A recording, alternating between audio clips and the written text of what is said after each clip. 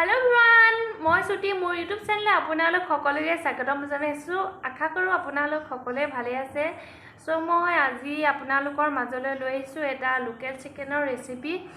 খাবলৈ বহুত টেস্টি হয়। আপোনালোকে মোৰ ষ্টাইলত বনাই চাবচোন আৰু মোৰ 100 সাবস্ক্ৰাইবাৰ হৈছে আপোনালোকৰ কাৰণে বহুত বহুত ধন্যবাদ।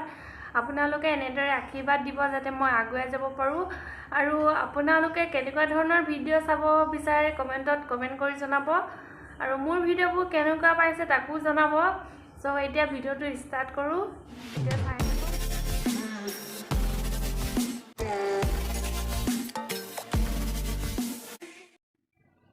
এতিয়া মই লৈ লৈছো 1 কিলো লোকেল চিকেন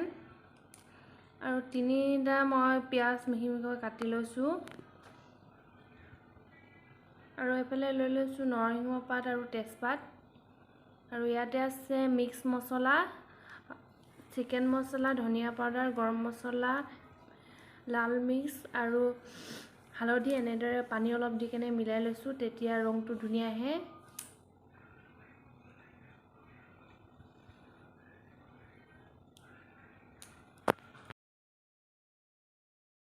আৰু এফালে লৈ লৈছো মই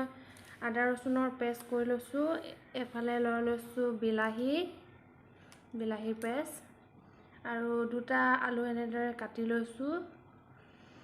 এফালে লৈছো মছলা এফালে মই এখন চচপেনত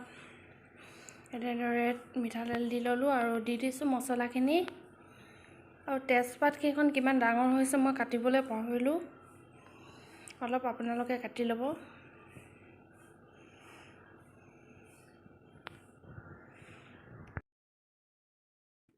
আৰু এতিয়া দি দিছো পিয়াজখিনি আপোনালোকে পিয়াজখিনি একেবাৰে গলি যোৱালৈকে ভাজিব এতিয়া মাংসৰ গ্ৰেভিখিনি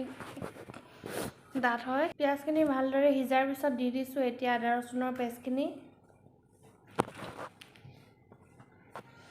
আৰু তাৰ লগত মই দি দিম বিলাহীৰ পেষ্টখিনি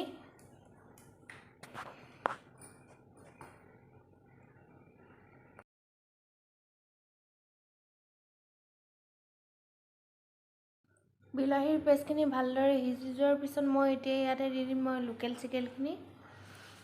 আপোনালোকে লোকেল চিকেন বনাওঁতে বহুত দেৰিলৈকে ভাজিব তেতিয়া খাবলৈ সোৱাদ লগা হয়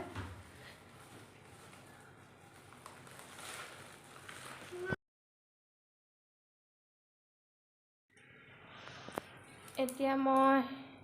আকৌ হিলাই দিছো দেখিছেনে ইমান ধুনীয়াকৈ গোটেই মাংসখিনি সিজি গৈছে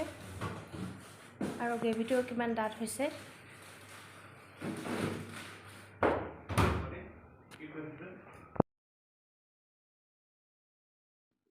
এতিয়া মই ইয়াতে মছলাখিনি দি লৈছো আৰু বাটিটো ৰৈ যোৱাত মছলাখিনিত অলপ পানী দি ল'ব মই পানী দি লৈছো আৰু দেখিছেনে কালাৰটো কিমান ধুনীয়া হৈছে খাবলৈ মনে গৈছে এতিয়া কিন্তু হোৱা নাই আলু দিব লাগিব আপোনালোকে আলু নিদিও এনেদৰে খাব পাৰে আমি কাৰণ আলু খাওঁ কাৰণে আমি আলু দি লৈছো আমাৰ আৰু আপোনালোকে জলকীয়াও দি ল'ব আমাৰ ঘৰত পোৱালিটোৱে জলকীয়া নাখায় কাৰণে আমি দিয়া নাই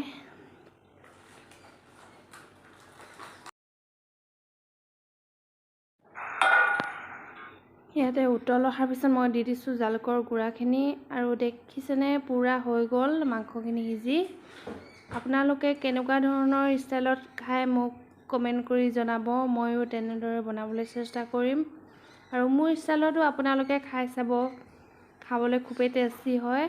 আৰু মোৰ চেনেলটো আপোনালোকে কোনোবাই নতুনকৈ যদি চাইছে তেতিয়াহ'লে লাইক শ্বেয়াৰ কমেন্ট আৰু সাবস্ক্ৰাইব কৰিবলৈ নাপাহৰিব আৰু এয়া দেখিছেনে মাংস পুৰা সিজি গৈছে আৰু দেখিবলৈ কিমান ধুনীয়া হৈছে হোটেল আৰু ৰেষ্টুৰেণ্টৰ মাংসও ইয়াতে পাত্তা নাপায় আপোনালোকে ঘৰতে এবাৰ ট্ৰাই কৰি চাব